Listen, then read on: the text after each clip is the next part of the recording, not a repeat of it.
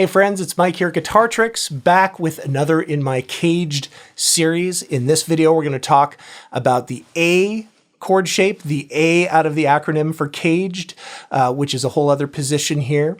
And we're going to stay in the key of D major, as we started with in the previous video. And what we're going to do is start off with the open A chord shape and slide that up so that we've got it in the 5th position. That gives us the root note we're looking for, which is D on the 5th fret of the 5th string. And any way you want to fret this major bar chord shape with the root on the 5th string, I like to use a bar down on the 7th fret and just play to the B string. If you can grab it, bar down on the 5th fret and get that high A note, 5th fret of the high string, but not totally necessary in this position. Now, once again, the idea of the CAGED system is that you want to visualize the chord shape and connect it to the scale pattern in this position. So now I've got D major in the next position over from where we started with the C shape in 2nd position, right? Now I'm next position over, and there's a different pattern right here in this position, okay? So really useful to memorize that pattern. Once again, memorize all 6 strings.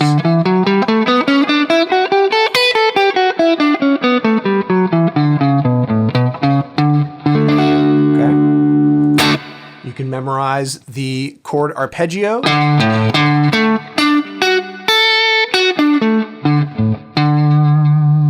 All right, and that's super useful to be able to embellish with the scale notes as well as landing on chord tones. All right, in this position, staying in the major key, we want to know what our 4 and 5 shapes are. The 4 chord is our G chord in this position. We're keying off the root note, which would be the 5th fret of the 4th string. That's a D shape from the CAGED open shapes. So it's right there. Another common way to play this chord actually is to do the major 3rd with your free finger on the low string. And in this case, it would be the 7th fret. Okay.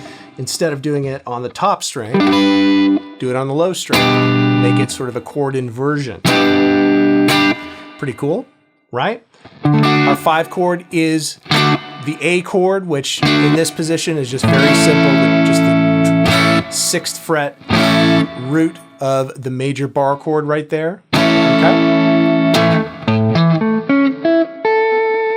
And of course, this position, you can learn the minor chords as well. So if you turn that into a minor bar chord shape, with the root on the 5th string and attach the scale pattern to it.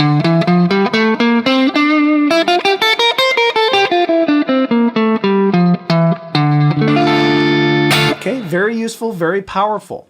Now check this out. So where we started with the C shape in the previous video, D major, going back to the major key now, D major.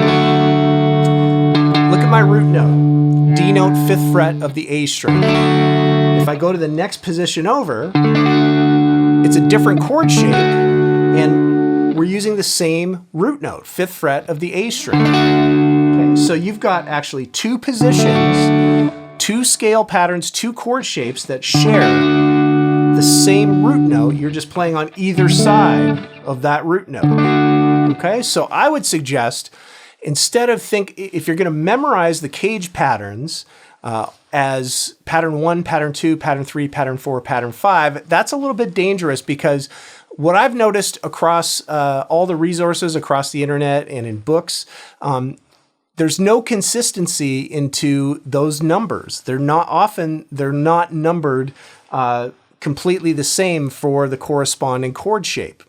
So what I would suggest to do is just remember that there are 5 positional patterns for chord shapes and for scales, and think of it as there's a root note on the 5th string and there's 2 patterns connected to that root note. You're playing one position on one side, one position on the other.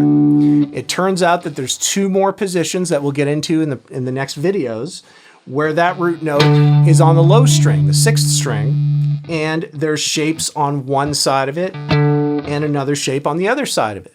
And then the final 5th position is going to be on the 4th string. And there's just one position needed there, and we play on this side of the note, but that's the only one that's needed to fill in the rest of the fretboard, and then after that it just repeats into the next octave. Okay, so think of it as 5 patterns, 2 patterns that share a root note on the 6th string, 2 that share a root note on the 5th string, and 1 that has a root note on the 4th string, and just remember them that way. Hopefully that helps. We'll see you on the next video.